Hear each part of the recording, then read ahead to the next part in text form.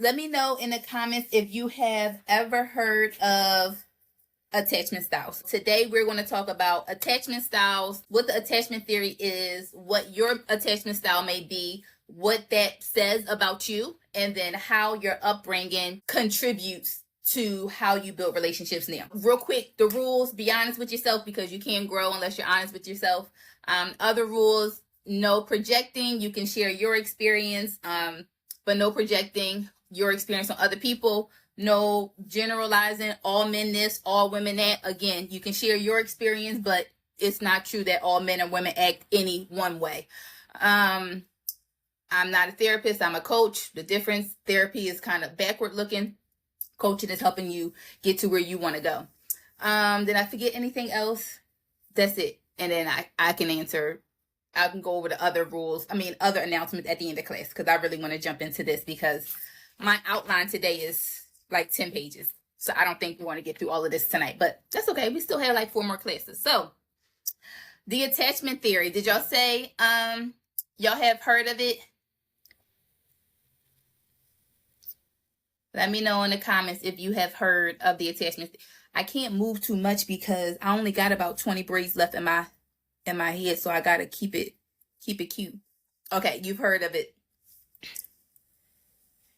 All right, so for those of you haven't, okay, perfect. So for those of you that have not heard of attachment style, so the attachment theory is where it comes from. It is this idea that how we build and form relationships as an adult is based on our relationships with our caregiver in like the first year and a half, 2 years of our life. Okay. So there are 4 main attachment styles: secure, anxious, avoidant, and then fearful avoidant. Diamond, did you get the handout? So you should have all of this already, so you don't have to take as many notes. I did a nice pretty handout for y'all this time. I'm stepping my game up. So the 4 different attachment styles, again: secure, anxious, avoidant, fearful avoidant. So you've been hearing them talk about it on Instagram. So I'm gonna give you like the overview, and then we're going to talk about how it affects your communication. We won't be able to talk about all the different areas that it affects, but we're going to try to get to communication today. So I'll give you a definition for each, but then later on I am going to give you kind of signs to help you figure out which is your attachment style. And there are tests that you could take out there online, but we're here in class. When I send the replay, I can send the link to the test, but for the purpose of tonight, I will kind of give you a few things that you can kind of look at to kind of pick up your attachment style. So the different attachment styles: if you have a secure attachment style, you trust easily, you know how to communicate your needs, and you do a good job with managing your emotions. So that's secure. If you have an anxious attachment style, you fear abandonment, you need constant reassurance, and you may over communicate or try to be a people pleaser. If you are an avoidant, hey Trakia, you value your independence. You shut down when there is conflict. You see vulnerability and emotions as unsafe. They make you uncomfortable. And then the last one is fearful avoidant. That means you want the connection, but you fear that you're going to get hurt, right? So you may, 1 minute you're clingy and I'm all in, I want this. And then the next minute you're like, I'm scared the other shoe is going to drop, so I'm going to back up and withdraw.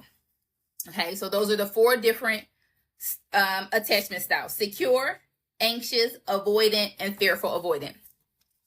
Okay, got that part? So let's talk about why you should care about your attachment style and what that has to do with anything in your life as an adult. So your attachment style, it shapes how you communicate. It shapes how you handle conflict. It shapes how you respond to your emotional needs, and it shapes how you expect people to show up for you. All right, so if I had to pick or narrow that down to like 6 different areas. I would say communication, emotional intimacy, handling conflict, trust and vulnerability, expectations and love, and then self-worth and identity. Yes, you can have, aspects of more than one, but you usually have a dominant one. And the other thing is, it can change. Your attachment style can change through your experiences. So while your initial attachment style is based on your caregivers, depending on the type of relationships you experience growing up, it can change. Okay. So I'm not going to go through all of them. Let's talk about what your communication style says about you, right?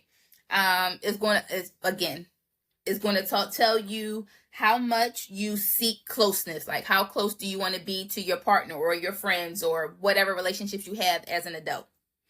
It tells you how you interpret behavior. So your feelings.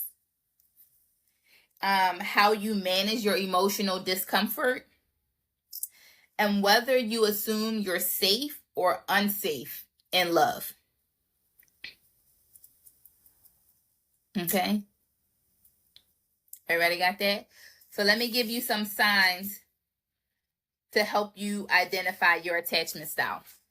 And so I'll say these, multiple times so you guys can pick which one you feel like, so you'll need that for the rest of the class. Okay, so you may have an anxious attachment style if you fear being too much or not enough. You need constant reassurance.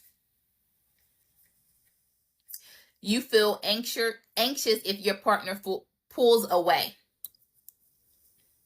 Okay, so you may have an anxious attachment style if you fear being too much or not enough, you need constant reassurance, or you feel anxious if your partner pulls away. Avoidant. You may have an avoidant attachment style if you feel overwhelmed by emotional closeness. You shut down when somebody expresses their feelings or emotions, and you pride yourself on not needing anyone. Fearful avoidant. You may have this type of attachment style if you crave love, but you distrust. You switch between being clingy and being distant. And you fear rejection, but you also fear somebody getting close to you. And then the last one, secure. You can handle conflict calmly. You feel safe depending on others and being depended on. So people depended on you as well in return. And you are emotionally available and you trust love. Oh, I'm too fast. Okay. Which one you need me to go back to? Sorry, Ty.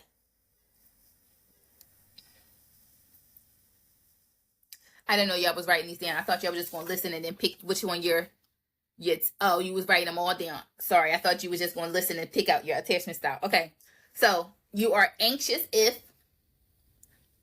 you fear being too much or not enough. You need constant reassurance. And you feel anxious if your partner pulls away.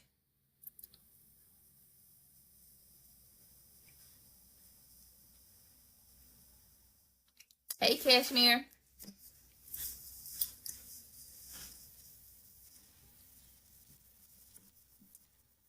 You are avoidant if you feel overwhelmed by emotional closeness. You shut down when somebody expresses feelings, or you pride yourself on not needing anyone.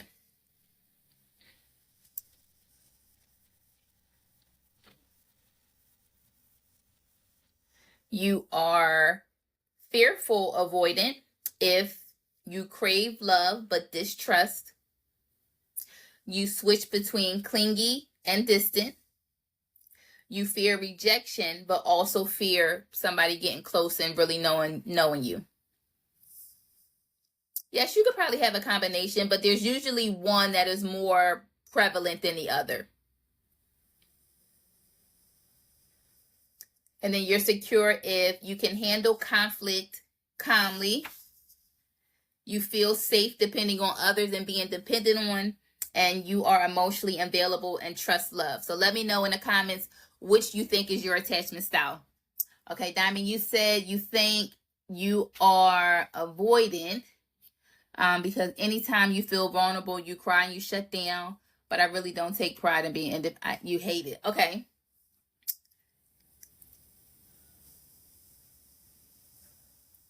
Anytime you cry and you shut down.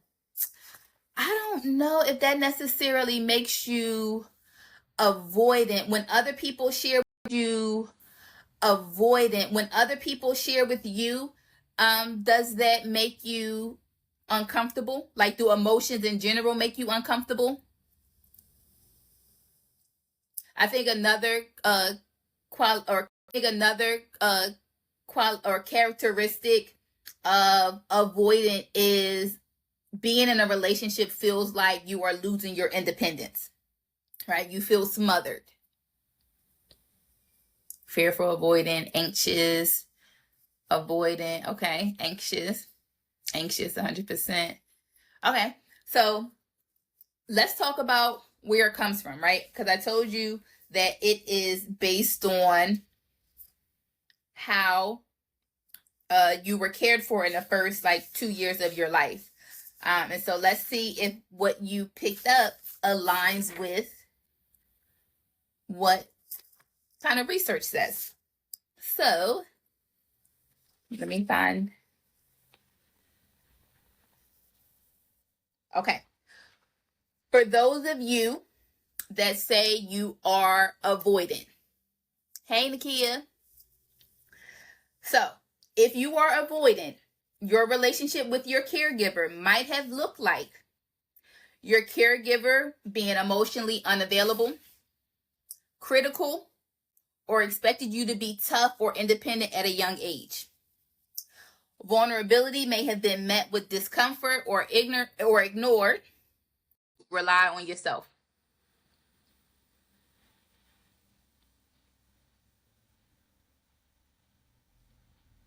Okay.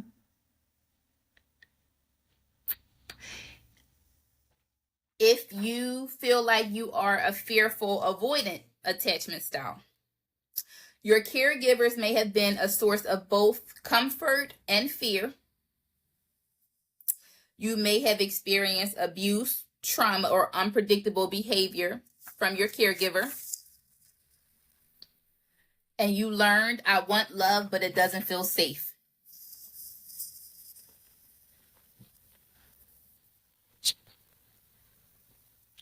Okay. If you believe you have a secure attachment style, what that might have looked like for you with your caregiver may have been emotionally responsive, consistent, and made you feel seen, heard, and safe. Your emotions were validated and comforted, not dismissed or ignored. And you learned it's safe to express my needs because they'll be met.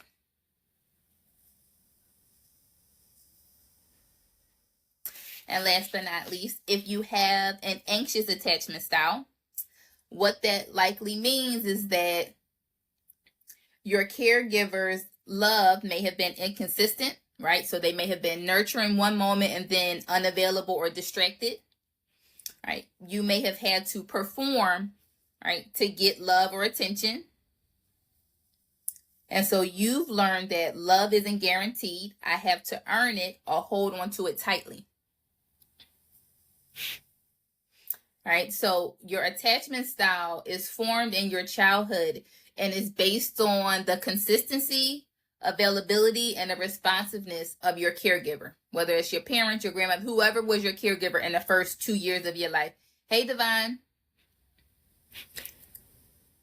All right, so how consistent your caregiver was, how available they were to you, and how they responded to your emotions growing up.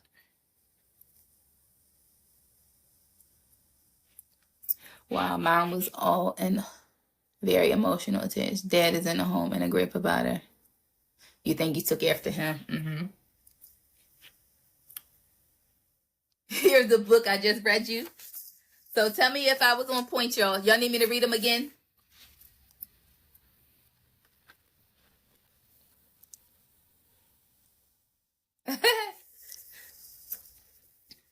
All right. And there's no attachment style is wrong. It's just explaining how you were cared for and then how you've kind of adapted to that. And so your attachment style could also mean that the things that you value most in your relationship are the things you did not get from your caregiver. Yes, for fearful avoidant. So if you have a fearful avoidant attachment style, it is likely that your caregiver have been a source of both fear and comfort. So one minute they love you, the next minute they giving you a beating. You may have experienced abuse, trauma, or unpredictable behavior. And you've learned that I want love, but it doesn't feel safe. You're anxious, but you're becoming more secure. Simone, what do you feel like is helping you become more secure? Because I feel like that happened to me, and I'll share why I feel like I become more secure.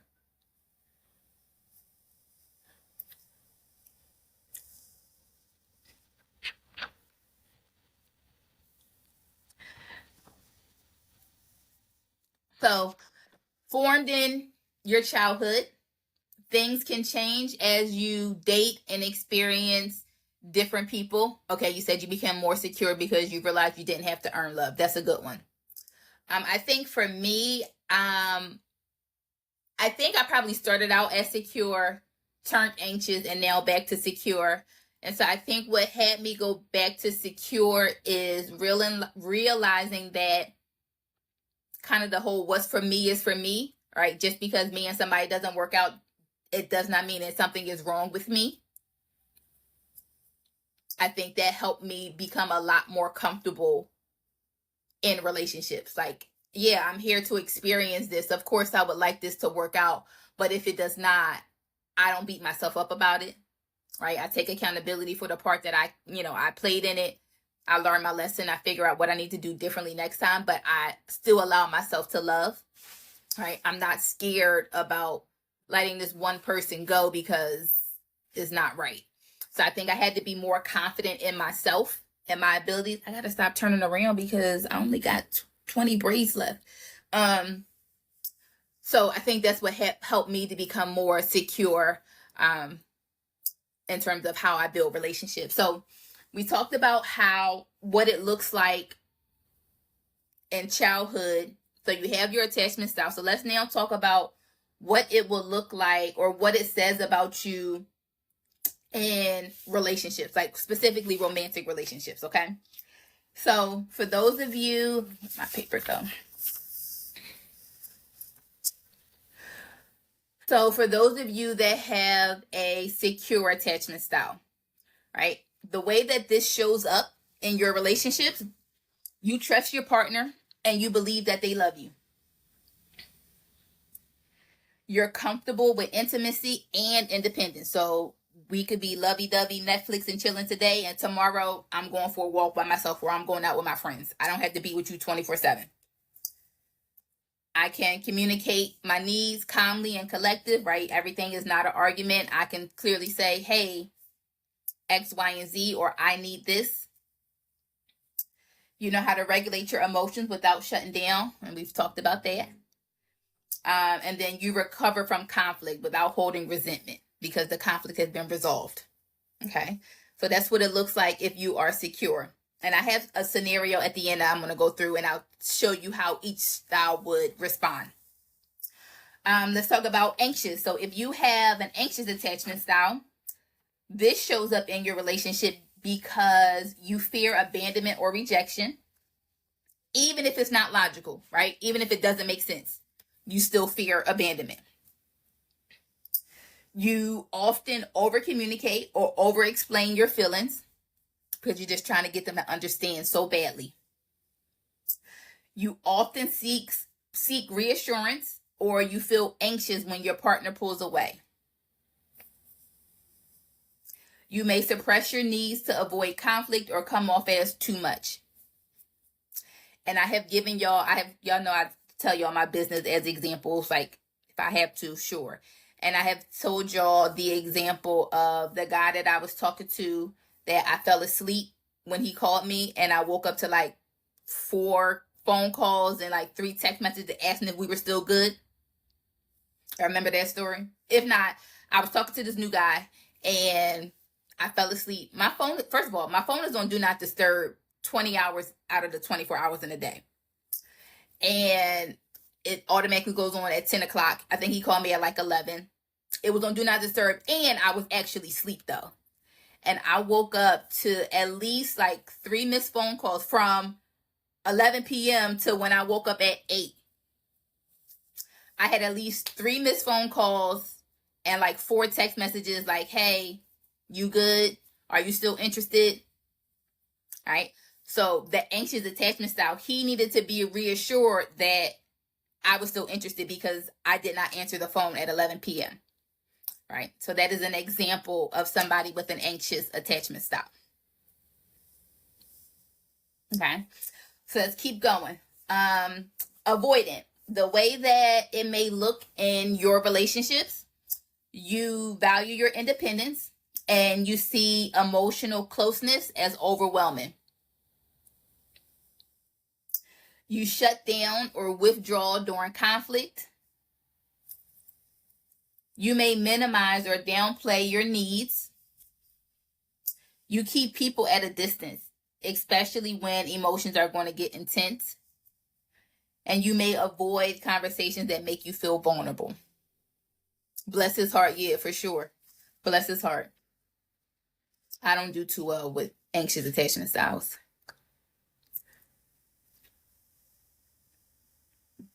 Okay.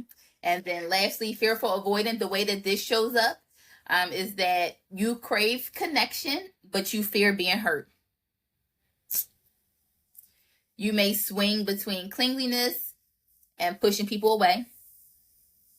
You feel emotionally overwhelmed and unsure how to express yourself. You often mistrust your partner's intentions, or you fear betrayal. And lastly, you might self-sabotage. Self-sabotage or shut down when things get too good. Waiting for the other shoe to drop.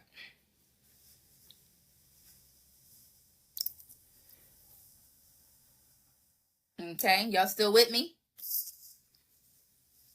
You fearful avoidant? Yeah. I mean, and again, one style is not wrong. It is just how you have adapted to how, you were raised and the things that you believe and how you expect people to show up for you. So yeah. So let's talk about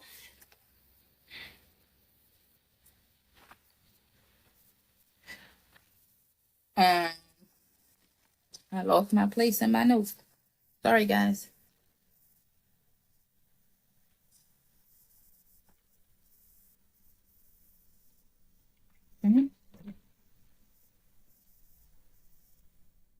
Okay, so let's talk about how it affects your communication. Okay?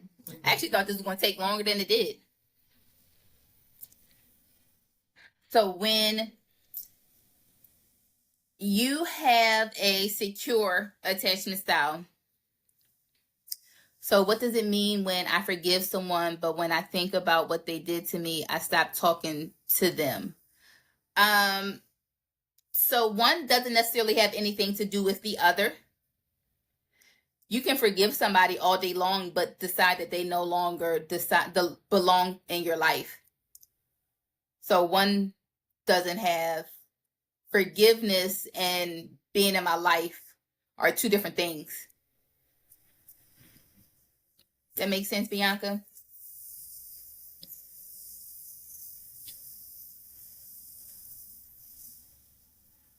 Yes. Okay. So with communication style specifically, it is going to, affect how you communicate. So if you are secure, you usually engage in open and direct communication. You are comfortable with expressing your needs as well as listening to whomever else, your partner. And you ask for clarity without fear. I told you the guy that I was talking to, I had to ask him, like, did you ball me up a piece of paper and throw me in the trash, right? I needed clarity. You got to let me know something. Okay? If you're anxious, you probably over-explain or you over-communicate. You may read too much into tones or timing. You use communication to seek reassurance, right? That's what that guy did. He texted me like, are you still interested? Hey, right? Because I didn't answer the phone. And they may guilt trip you or say things out of panic.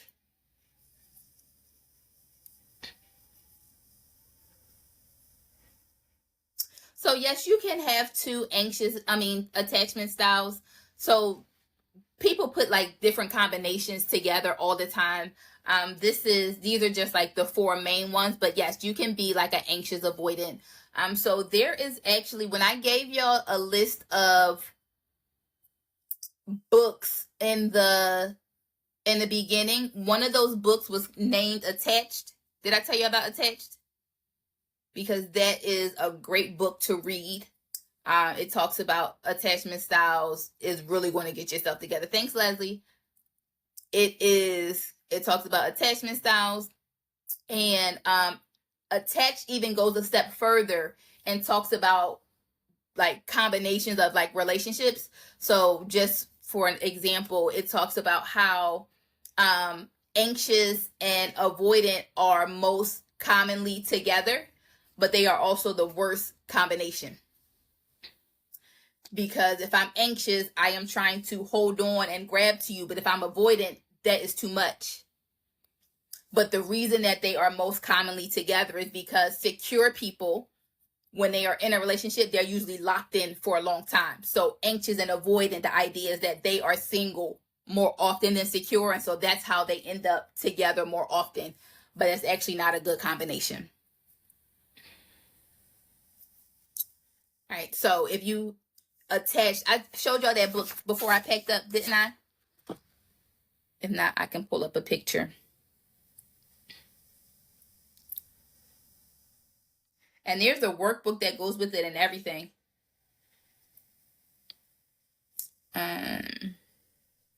It should be on. I have a book recommended reading list on the link. I'm for sure Attached is probably on there. Oh, you can't see. Hold it. No. Oh, I don't know how to help you see it. Okay. So that is the book. I love it. Mine is like highlighted, tabbed up. There's also an assessment in the book. I haven't completed the workbook. And of course, mine is in storage now. But it's a really good book. Okay, so let's keep talking about communication. Thanks, Ty. So communication, if you are an avoidant, you shut down or you withdraw during difficult conversations. You avoid talks about your emotions because it makes you uncomfortable. You may tell yourself, oh, it's not that big of a deal, and suppress the things that you know you need. And you kind of resent when people like talk too much.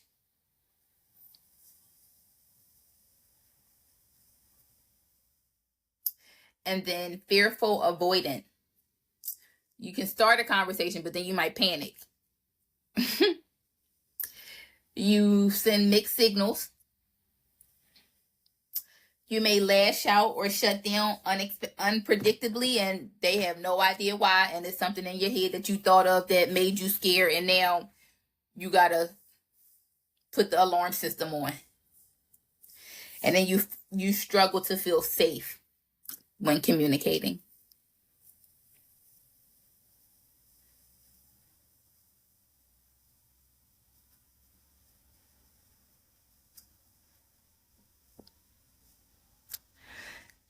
So just because you detest conflict, you got to look at like the whole picture, right? I mean, I'm also conflict adverse, but that doesn't necessarily mean you're an avoidant, right? I don't know if you were here when I mentioned the other, gave you the list too. So avoidant, you feel overwhelmed by emotions. Like you don't like having emotional or vulnerable conversations. When somebody is trying to get close to you, it makes you feel like you are losing your identity or like they are smothering you. Right. So it's much more than just the communication, right? That might just be, right, the shutting down, which we talked about a few weeks ago.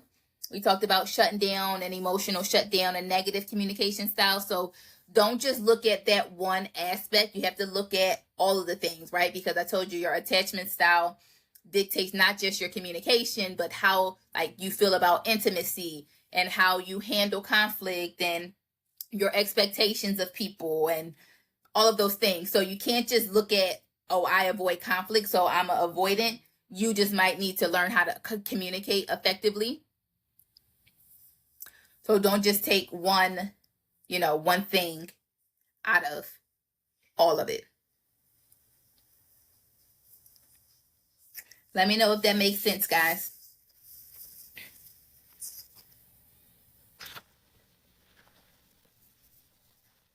So let's go. This was a lot quicker than I thought it was going to be.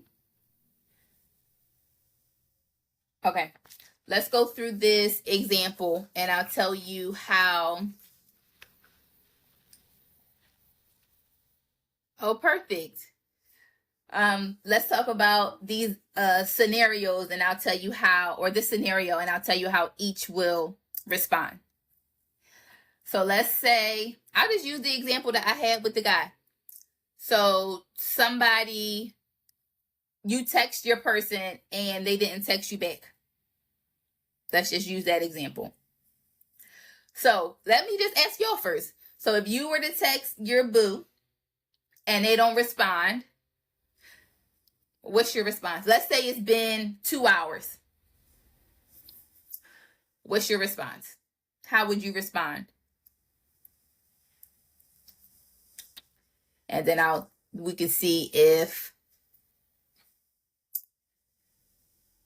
you don't know how you respond. So Ashley, tonight we are talking about attachment styles. We talked about negative communication styles a couple of weeks ago. You want me to repeat the attachment styles that we're talking about right now? Ding dong, what you doing? You pulling up? You're going to wait until he responds because he could be busy. Okay. You wouldn't care if you text your partner. Okay.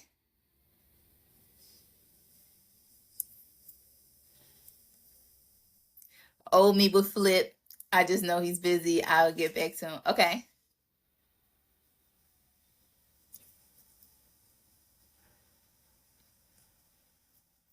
Not you gonna wait as long as it took them to respond to you, then you respond to them. That okay, so if she texts you and you don't respond, she's living. Okay. You would ask if they're okay. Oh, you're so nice. Oh, hey, Aaron. I like that name. Petty Betty is my name. Come on, no, we're doing better. We're doing better. 2 hours is not crazy. Okay, what's crazy? 6 hours? Okay. You will wait there. Now y'all all gonna wait and see what's going on. So typically I'll tell you how the different attachment styles will respond. So if you are secure, that is when you're going to probably think like, oh, they're probably just busy. And if it bothered me, right, I'm going to say something. Like, hey, I felt abandoned, or hey, I felt left out, when you didn't text me back, or, whatever it is. Hey, nephew. If you are anxious, 24 hours, no call, no show, delete. Yikes, y'all are strict. Y'all are strict. Jeez. So if you have an anxious attachment style, let's say you text your partner and they don't respond within whatever you consider a reasonable amount of time, right? Somebody that is anxious, they are going to start spiraling. Oh, they're mad at me. They're pulling away. They're probably going to break up with me. They're probably not interested anymore. Like that boy texts me. I'm always messing this up. Right? And so the way that, let me back up to secure. When you're secure, yes, you're going to probably think that something is, they might just be busy. But the way that you also communicate that, like you guys said, I'm probably just going to ask if everything's okay. Or if it made you feel some type of way, you could probably communicate that effectively. Now, when you're anxious, right, and after you have done spiraling, you may say something like, you don't care about me. Why didn't you text me back? Are you mad? Just tell me if you don't want to be with me anymore. Just tell me if you're not interested anymore. All right. That's how an anxious person would communicate that. Something that doesn't really make sense to when, like you said, they could have just been busy. They might have gotten in a car accident, but you went to the extreme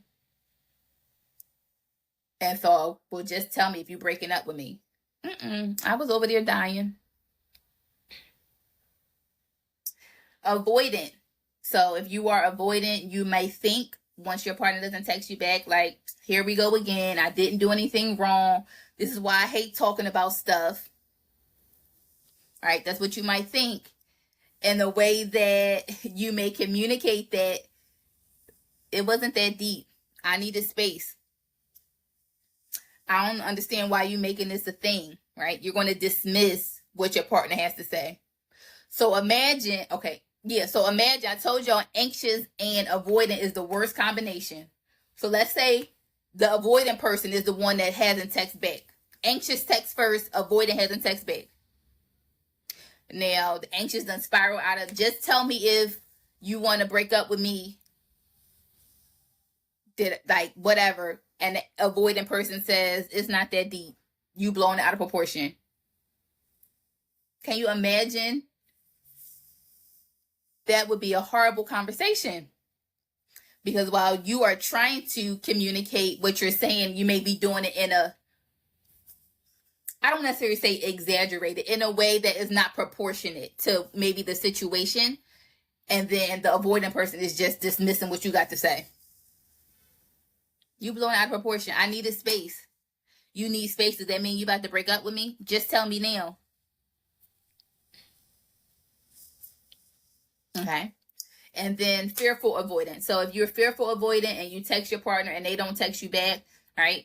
You may be thinking that I want to talk about this, but I don't trust how they will respond, right? If I say the wrong thing, they might leave or blow up at me.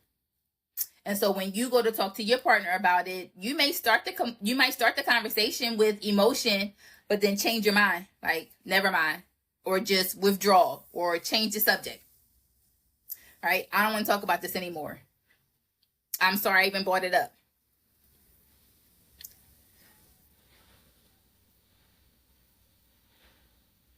Okay.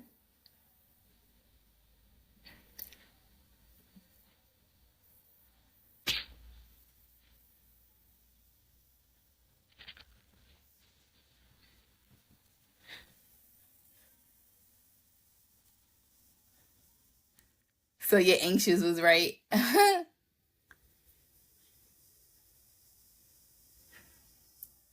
You've been there, but they were actually cheating. So that's different, right? Anxiousness is not logical. If you have reason to have a concern, that doesn't make you an anxious attachment style. Right? And so I want you to keep that in mind. Like, just because, like, if somebody has done something for you to have concern, right? Let's say maybe they've cheated a couple times and you decided to stay. And so whenever that behavior starts again, you are human. That's what you're going to think. You're going to be anxious about that. That doesn't mean you have an anxious attachment style. That means based on your experiences, this is what that has meant in the past. An anxious attachment style doesn't make sense, right? That guy wanted to know if I was still interested because I didn't answer from 11 p.m. to 8 a.m. Any normal person, I won't say normal person, a more secure person would have thought, oh, maybe she's asleep. It's 11 o'clock.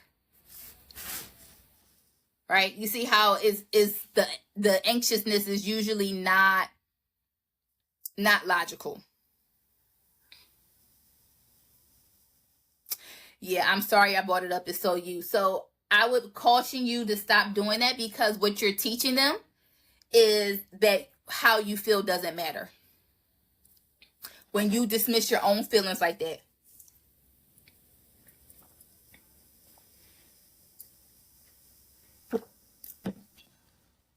You're teaching them that what you say doesn't matter. And so if you ever get the courage to really say something, you've already taught them that how you feel doesn't matter. And so they're just going to continue to dismiss what you have to say.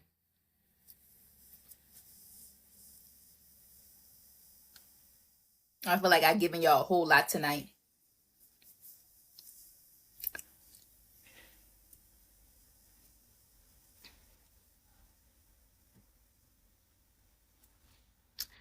Tell me what you guys are thinking.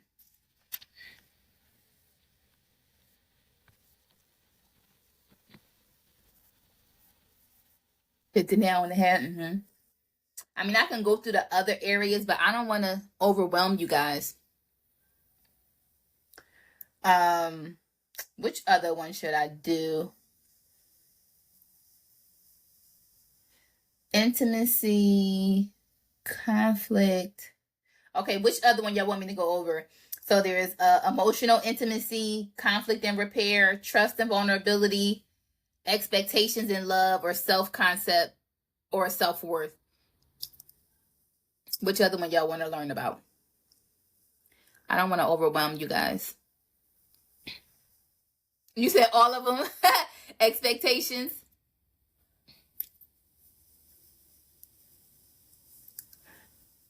All right, let's start with expectations, see how many we get through tonight. So,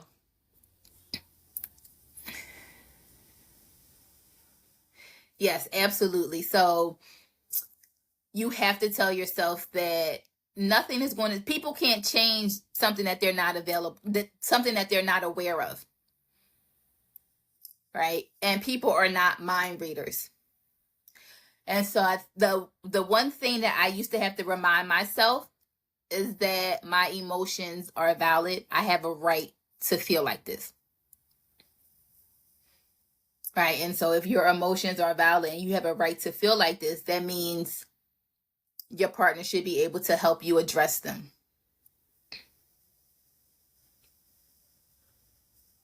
All right? What you need also matters, right? Your emotions are messengers. I tell you this every week. They're trying to tell you something. And so if they're telling you that you have a need that's not being met, that's up to you to communicate that to your partner. Because you can't be upset that your partner is not doing something that you haven't told them about.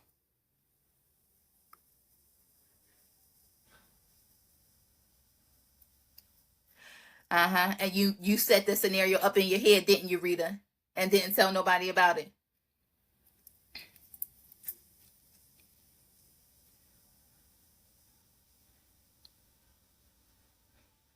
Mm-hmm.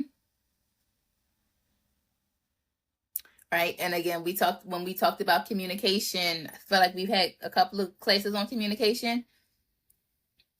You expect people to follow the script that's in your head. Where's the script, Rita? In your head? Yep. Even if your voice cracks, even if you got to write a letter. So like when I'm working with couples, and communication is often like one thing that we got to work through. And so if I have somebody that is not as comfortable with communication, I actually asked them, like, what is your preferred method? Like, what is the way you feel like you is the easiest for you to communicate? Right? Sometimes that is text message for them. Sometimes that's writing a letter. Like, I've had people, they had a book, and anytime they needed to say something, they would write in the book and then, leave it for their partner and write back. Now, I don't always recommend text message or writing, because tone has a lot to do with how you communicate, and word choice has a lot to do with it. So if you are comfortable talking to somebody, I don't care if you got to look the other way or turn around. Or another good tip, if you are shy about having difficult conversations, have the conversation in a car, because in a car, you're sitting side by side and you can look forward. You don't have to be so confrontational, face to face. That's a good tip. Now, Rita, who is a mind reader that can read the script that's in your head?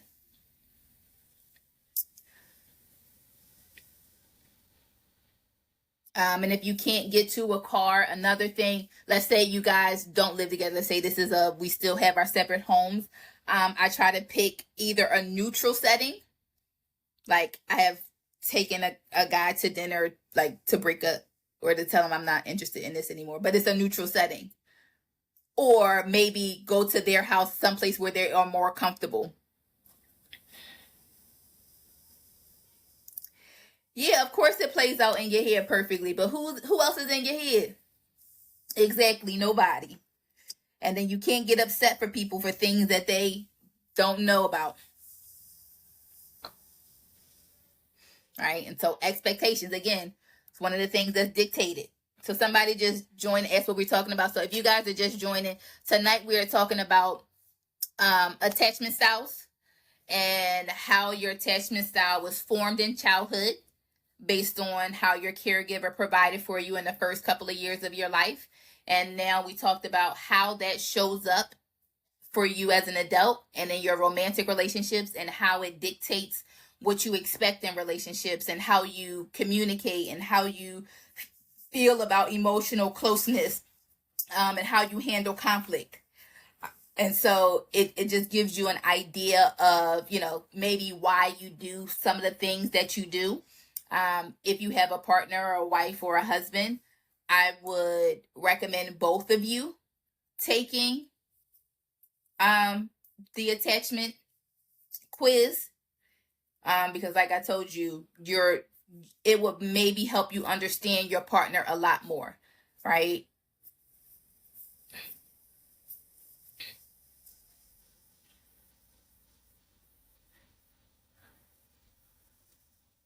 It also kind of give you things to look out for, right? I could tell that boy had an anxious attachment style. He had never heard of it, but I picked up on it like pretty quickly. And I asked him, I think that might have been our first date. I picked up on it. And I asked him what his relationship was like with his mom. And he was like, why did you ask me that? And I just asked him again, like, what's your relationship? She wasn't there.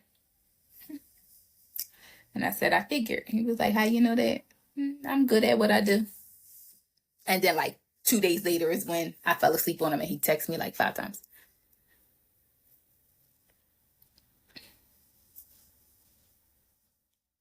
So no, the quiz is not linked in my bio. I can find a free one for you online somewhere. I have my community members, we took one on Tuesday. So I will share the link that I shared with them.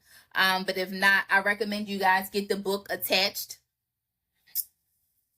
The book is on my recommended reading list. The book is amazing. And again, it goes into how the different styles work together. Like, I just use anxious and avoidant as an example.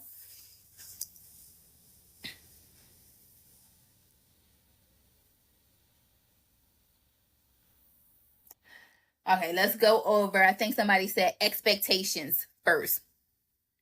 So, how your attachment style shapes your expectations in relationships.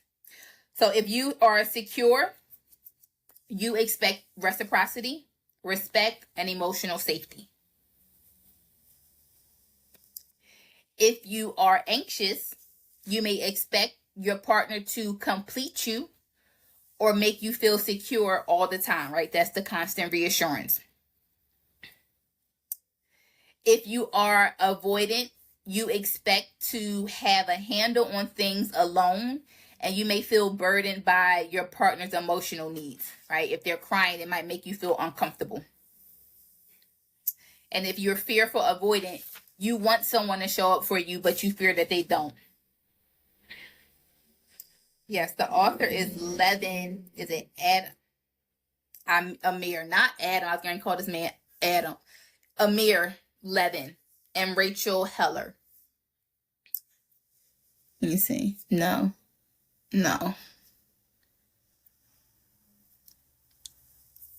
No, you can't see. The book, it's on my book list in my bio. And I would get the book and the workbook that goes with it. Okay, so that was it for expectations. Do you feel like that was accurate for you and kind of what you expect in your relationships? Yes. Kashmir, what's your attachment style? Secure. Okay.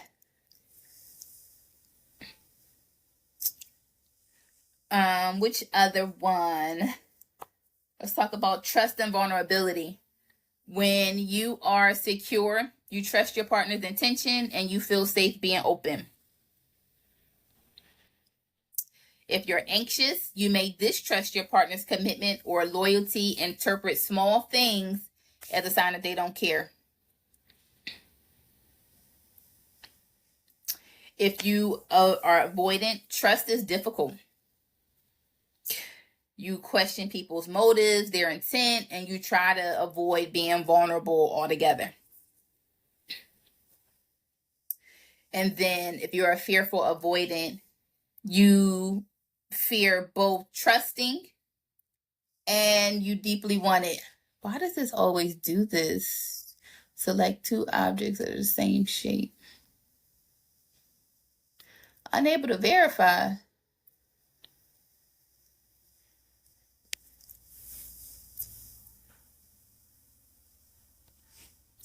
I promise I'm doing it right. Okay.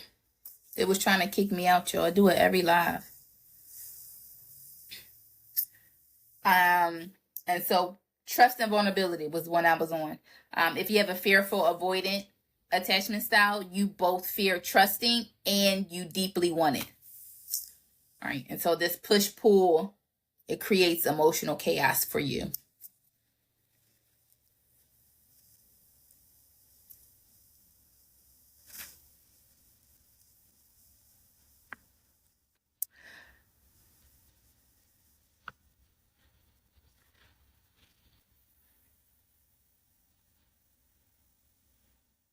Let's talk about self-worth.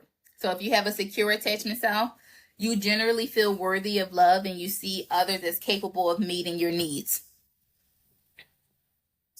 If you're anxious, you may believe you're not lovable or that people leave once they know the real you. If you are avoidant, you might feel like needing someone makes you weak. Or you pride yourself on, I don't need nobody. And if you're fearful avoidant, you may believe you're unlovable or you're doomed to be hurt. But you still crave that connection.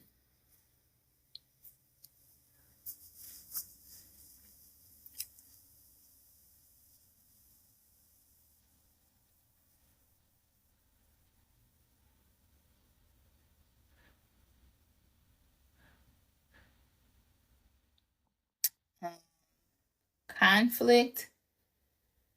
I feel like we've kind of gone over this. For conflict, if you're secure, you're more likely to stay calm, listen, and repair after the conflict. If you're anxious, conflict can feel threatening.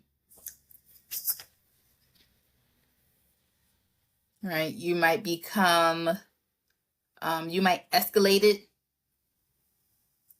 Like, or when you feel unheard, you want to yell and scream to make sure that they try to hear you.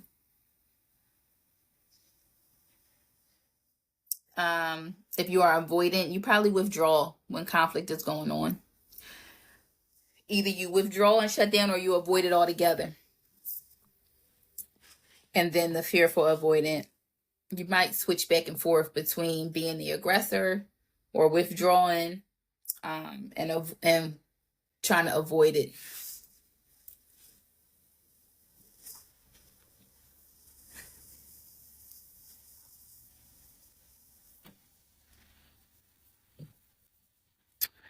I feel like that was all of them. I feel like I did a whole lot of talking today. Tell me what y'all thinking.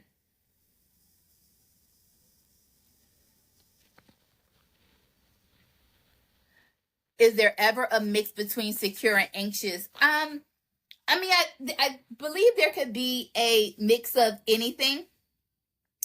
But there is usually one that is more dominant. And I don't know if you were here earlier when I was saying that if your partner gives you a reason to be anxious, that's not the same thing as having an anxious attachment style, right? An anxious attachment style is usually not based in logic, right? You spiraled and made up something in your head that you cannot support. Versus if your partner has made you feel insecure or has given you a reason to be anxious, that's something totally different.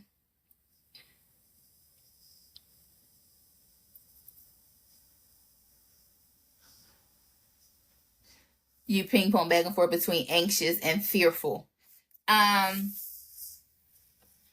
So anxious fears abandonment, needs constant reassurance, and may over communicate.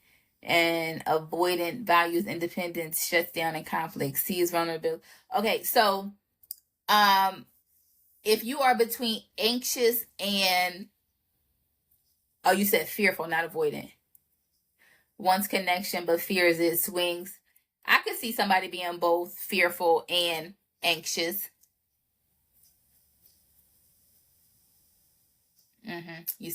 Yeah, there's usually one that's more dominant on that. You tend towards more.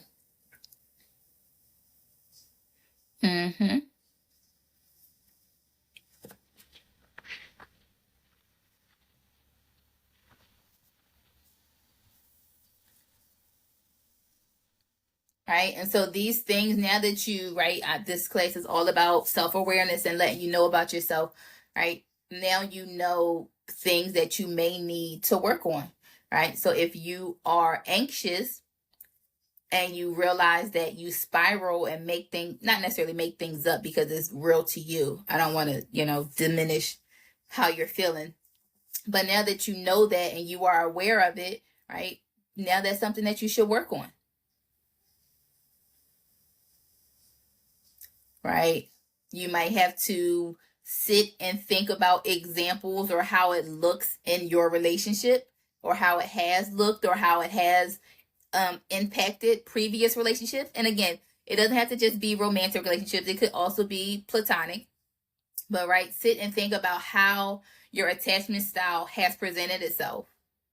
How has it affected your expectations? How has it affected your communication, right? Only you can answer how it has specifically impacted your relationships, right? And think about things that you can do differently.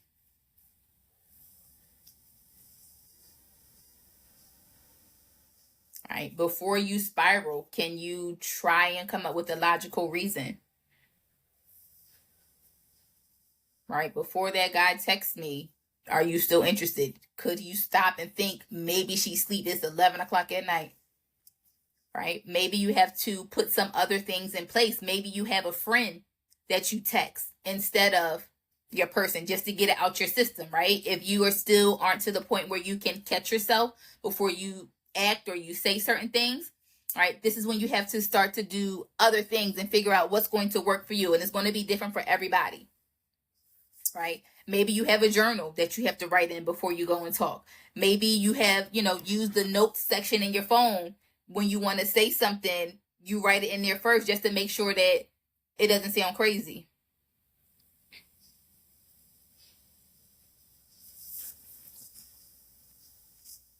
right? If you are avoidant and you realize that your person is an anxious person, right? And now that you know that they need to be reassured, is not that they are trying to strip you of your independence. They need the reassurance. And so figure out what's comfortable for you and how you can also reassure them.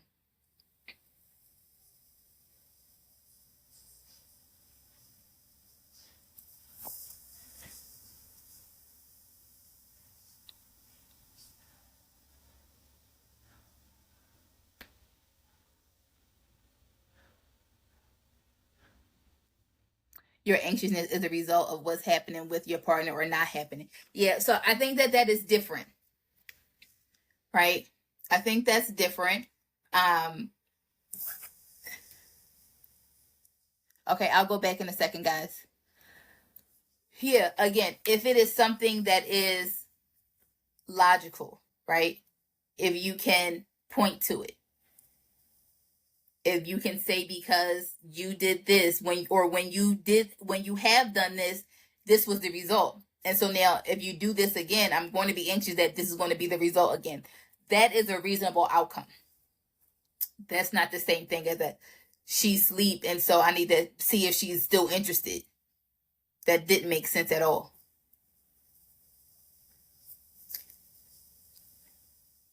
Okay. And so you just be mindful of how it shows up and what your expectations are. Again, only you know exactly what this means you need to work on. This is something that we are going to dig deeper in this summer. So the people behind the Hillman Talk and all of that, they have sent me several emails and messages asking if I am teaching this summer. I am not teaching this summer. I am focusing on my community members this summer. We are doing a self-aware summer. And so we are going to be diving deep. So attachment style is something else that we will revisit, but it'll be a lot more hands-on. And so identifying how it has, like I'm just telling you guys to go and reflect and how it has impacted your relationships, right? We will do that work together. So we are going to have a self-aware summer where we are diving deep. I'm getting in your business. I'm going to step on your toes, right? And it's all in love, right? For you to be a better person first, to be a better you, and secondly, a better partner. And so that is only happening inside of my membership community. So you would have to join a membership community if you want to take a part of the self-aware summer. I will tell you this right now, the membership community is $27. Next week, it will be $49 a month. And so if I were you, if you are interested in joining and seeing what it's about, at least for the summertime, right? You can always quit if after the summer. But I would join before May 1st because that's when the price is going up. So very similar to kind of how we do in class. I actually don't like this because I can't really talk to y'all, which is why I usually talk to them afterwards. So yeah, it's going to be a lot more hands-on coaching sessions, journal prompts, all of those things to really get in your business for those that really want to do the self-work and the deep work. Tonight, we talked about attachment styles and how they are formed in your childhood. And so this is what your childhood might have looked like based on your attachment style. Secure. If you have a secure attachment style, your caregivers were emotionally responsive, consistent, and made you feel seen, heard, and safe. Your emotions were validated. You were comforted and you weren't dismissed. And you've learned that it was okay and it was safe for you to express how you were feeling. For those of you with an anxious attachment style, your caregiver's love may have been inconsistent, right? So they may have been nurturing one moment and then unavailable or distracted the next. You may have had to perform to get love, right? Maybe helping out with a sibling or being perfect in school or misbehaving to get love or what you consider love. And you've learned that love isn't guaranteed. You had to earn it. Your parents were the opposite. You had to learn to be secure. Yeah. How did you learn to be secure? And that's the same, like, again, it starts in childhood, but based on your experience in the relationships, your experience as you grow, it can definitely change. And so if you have an avoidant attachment style, your caregivers may have been emotionally unavailable, critical, or expected you to be tough or independent. Vulnerability may have been met with discomfort or ignored altogether. And you learn that depending on people is risky, and it's safer that I just rely on myself and do everything by myself. And then if you have a fearful avoidant, your caregivers may have been a source of both comfort and fear, right? Hot and cold. You never knew what you were going to get.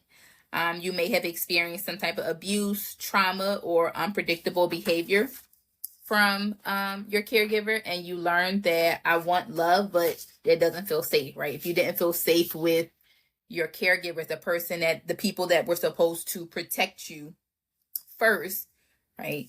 That's your first example of love.